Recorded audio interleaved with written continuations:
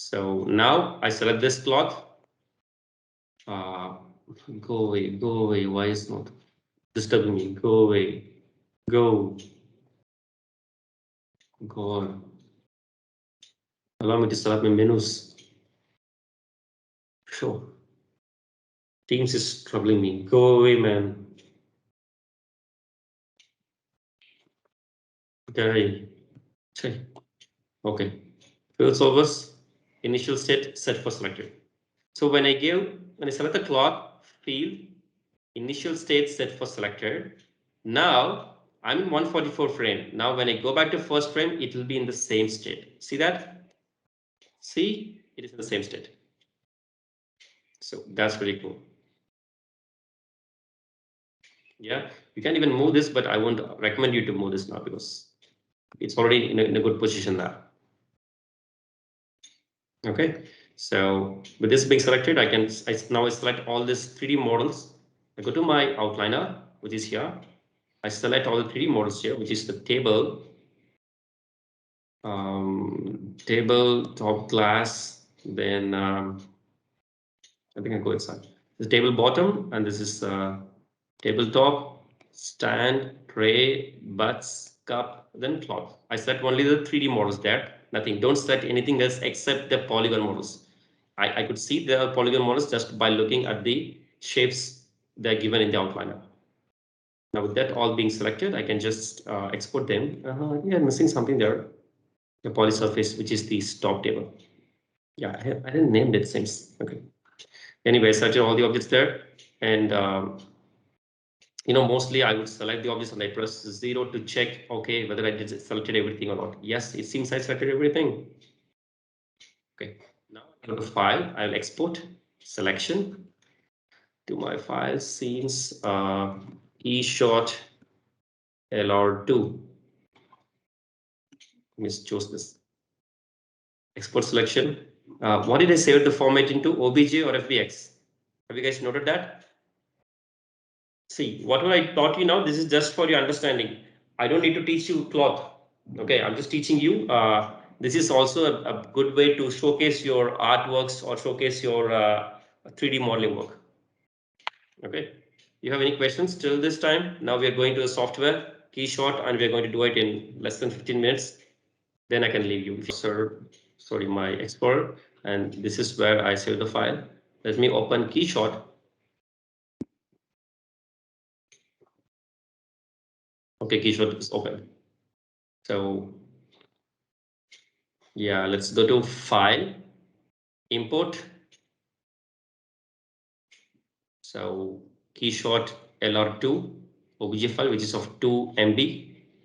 Open it, and I hit just import because I don't want to give anything here because I just exported an OBJ file. I didn't export it an animation or anything there. Okay, I don't want the clock to be animated here. I just want the clock to remain as a clock here. Okay, so everything is imported here just as a 3D model. That's it. And guys, this is KEYSHOT where you can go to the render menu there.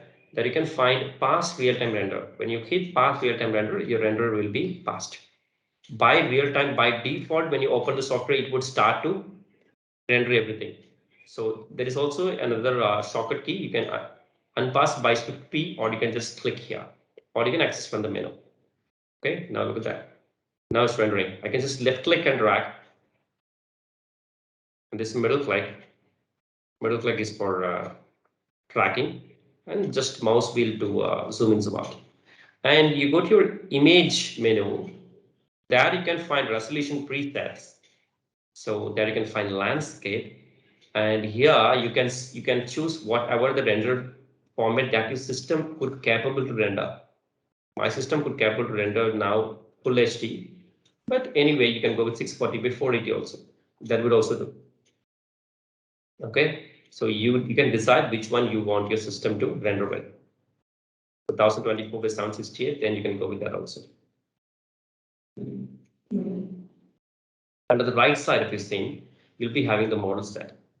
So when you click, there is a model set. It shows scene, materials, camera, environment, lighting, everything is there. Just click on the scenes, And inside the scene, you can see a model set. These are the models we imported. So you can expand by clicking the plus button. There you can see all the 3D objects are there. So it is a good habit always to name the 3D models. Okay.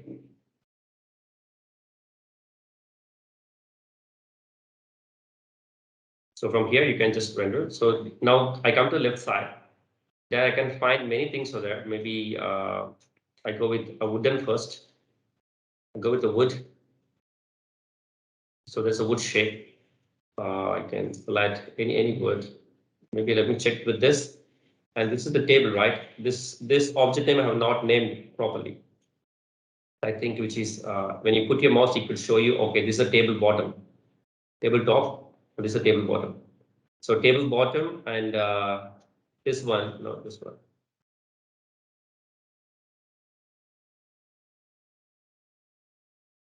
Table bottom is that one, this one is your, and where is the table's side? Yeah, this one. So this is the wood there for this part. So I would like to drag my material to the left side and drop it on here. So what if herringbone wood glossary? Maybe I can just drag and drop it here. See that? Let's see how the wood is. Yeah, you see this? And you can see this there. That's really good shape there. If you don't want that, you can always switch to some other materials there. Okay, it's your wish. You can switch to any materials you want. Let me put this. Then I want to put the same material here also, so I can just directly drag and drop it here also. But when you do that, look at that. Every object has access to it. So you have to go and apply to your table, top, table, bottom. To table bottom, I apply that. Then for the stand left and right, I would apply the same. Stand left and stand right. Just left click, drag and drop. Not a big deal there. Okay.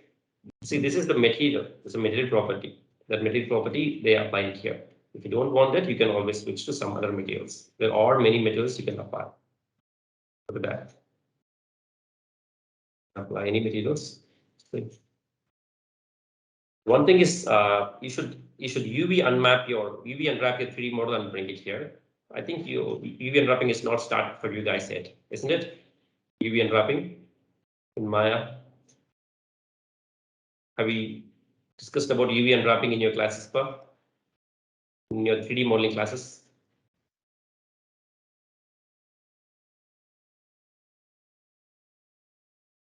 Guys are listening?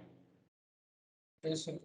Yeah, have you guys discussed about, yeah, have you learned about UV unwrapping in your classes?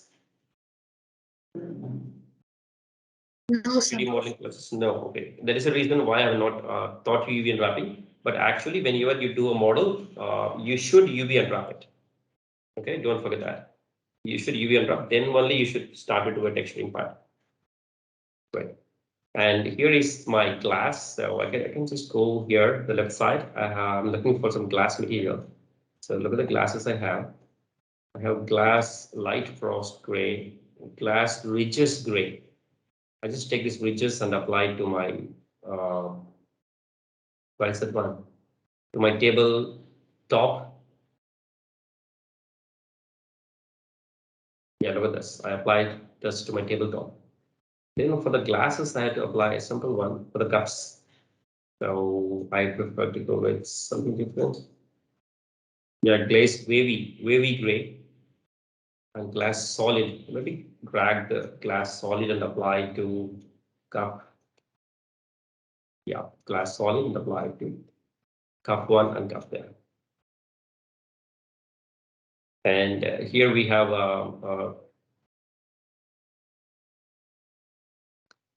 always go to glass black.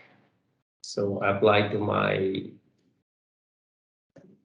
tray, but doesn't look good. Maybe I can fix something else. So for the ashtray, I prefer to go with some other material. maybe lost.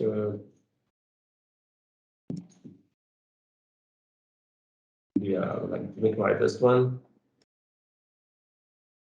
No,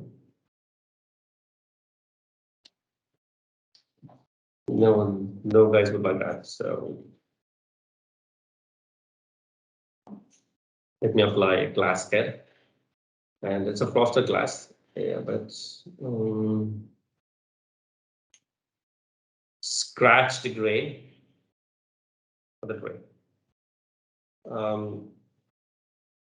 Let's look at the materials there. Oh my God. Okay, so I applied this. Okay, so that's secret gray, and for the buds has to be white in color. Okay, the buds has to be white in color. So by default, it is white in color. So I'm not applying anything there. Now look at that. That's very cool. And here for the cloth. For the cloth, you can apply. There are fabrics and there are cloth. Many things are there. You can, guys, all the attributes you can edit also. Okay, if you select this object, you can see the materials there. So the property of this model, position XYZ in this space. You can even change the XY positions here also. You see that? It's moving. You can change it also here. And there is a position within the materials. So which material you want, you can just select that material and you can apply it. So all the properties also you can change. You can select and change here. Okay, great. Now let me go here. On the left side, we have a cloth and leather. Let me select the cloth. So I have cloth weave white. Maybe you can just select this one, crop it on my, yeah, look at that. Or I can crop it here. Oh my God, it's not good. Yeah, this is again, it's not good. Then we have a nylon cloth. Oh, I don't like the texture they have.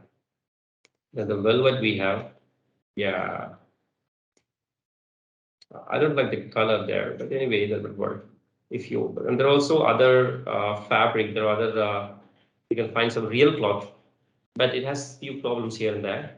When you go to satin, you can find there are some real problems there, see, or you can just apply. Okay, there are some, it will take some high render time. You see that? It will take really high render time, but anyway, you can try it, not a problem. Okay, you guys can take those and try those. And this is a mesh. This is a mesh. When you drag and drop, that's a mesh. That's not a real cloth. I mean, it would be like a real mesh there, like real cloth. So don't use the mesh there. We already have a mesh. Mesh means a 3D model. We already have a mesh. All we have to do is we have to just apply a cloth there. What do you do? Okay. Now select this object and you see velvet. Then you can just double click on that velvet. There you can get the properties. You can just change the color of this one. So here is a brown. So let me just go with an yellow kind of next to that. Yeah, color next to that. This will be fine.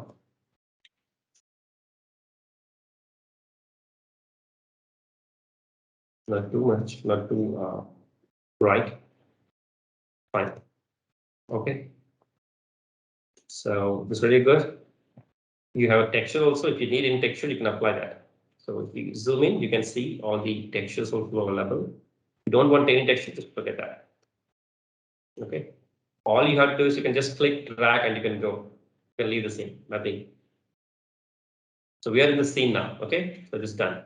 After this, there's an environment. You can see scene, material, we discussed, camera, environment. You can change the environment also. If you have any other HTML material with you, you can change it also. Okay. So if you have any other downloaded materials, you could use that here. But when you ask me how this is, I would say this is best because look at this. Look at this one. This look at the light, the indirect lighting, the cigarette butts color and everything. I think I'll change that cigarette butts color into something else. That's really bad. Maybe because I just dragged and dropped it on this, so the butts color were changed. Maybe I can pick some other objects and then apply that. I can do it plus. Yeah.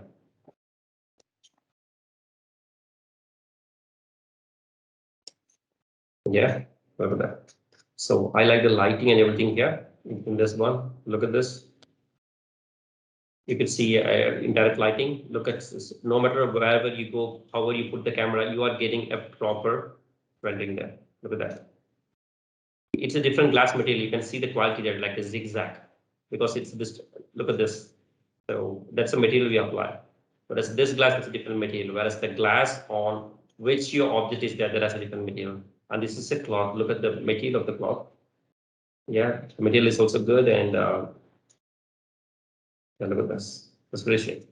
This detail you can achieve only from Maya. The way you model, the way you are planning to present your shot, okay, that makes your output much better. Okay, so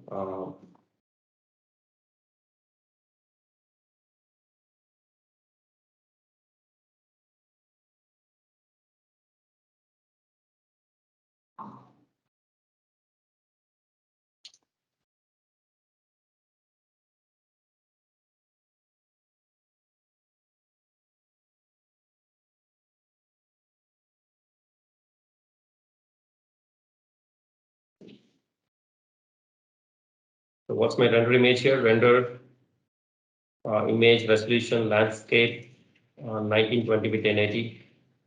So this is my final render image.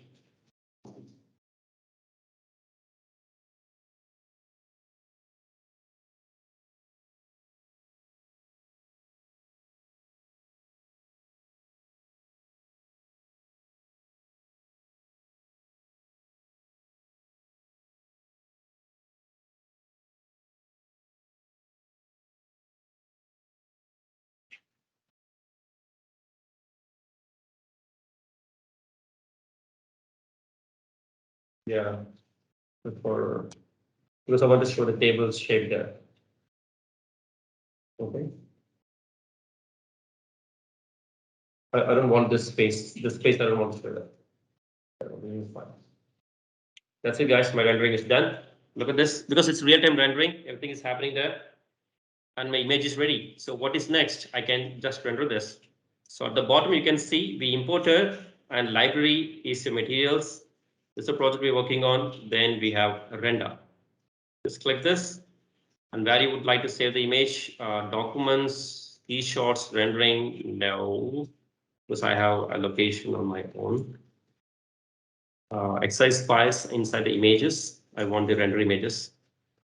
So here I want this to be my property. Okay, a property lighting or a product lighting. Then this is the resolution, and I want the quality to be JPEG with TIFF. It's okay because TIFF. Let me go with TIFF and see what's the image size there. Then render. Now it's rendering 3, 4, 5, 6, 7, 8. It's been going on.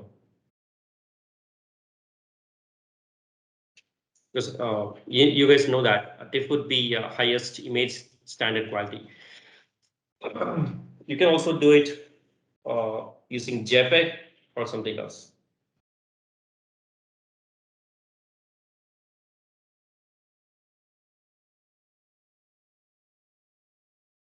It's rendering. And once it's done, I think it would save automatically. You don't need to press the save button. If not, you can save it. But anyway, I have already given the location where it has to save. So the files for saving now. Once it's done, it will be saved automatically. It says saving product. So maybe I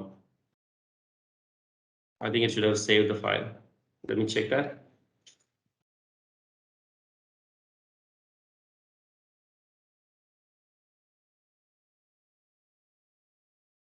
So yeah, look at this one.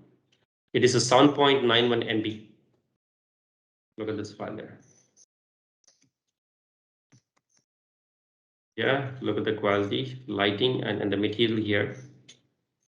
It apply really good, and it's better than it's better, it's faster and better lighting when it compares to Arnold. Okay, so this is it, guys. So it's much easier.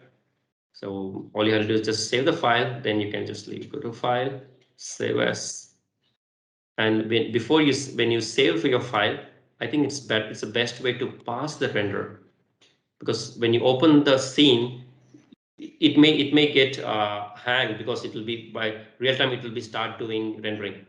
So whenever you set the scene, then you can, or whenever after you open the scene, when the scene gets loaded, then when you feel everything is set, then you can unpass it. So with this condition, I'm just saving this file. So save as keyshot lr. So the file is saved. Now, if you guys have any questions for me, I would happy to take that. Environment here, and this is a HDR image. So when you click this folder, you can choose if whatever HDR images you have.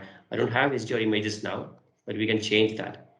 The background, yeah, and you can have HDR editor. You can bring it there. When you open the HDR editor, you can see the brightness, contrast, everything is there. Maybe if you notch it down, maybe you can see the background there. Okay, and there's a transform. You can tilt the angle of the HDR image. You see that? So when you tilt, you can see the HDR image angle there. So the image itself is white in color, but white with black. So we are getting this HDR image. So if you want, you can change this HDR image. So instead of startup HDR, if you have any, just click and load that HDR image. You can download from Google HDR images. There are many free images there. Then you can get it from there. Okay. Maybe I think we have you from our lighting and rendering classes, class materials. And I don't know where I kept it, man. We have too many files there. Did I have any HDRA here? No, but you can change it. Thank you. And you have sun and sky also. Yeah, look at that. That was also good. But I go with this image. And regarding this BG, I think there should be an environment here on the left side. Yeah, look at that. This is good. But outdoor, we have all the images. Yeah, outdoor images. I can just drag and drop it here. Oh, look at that.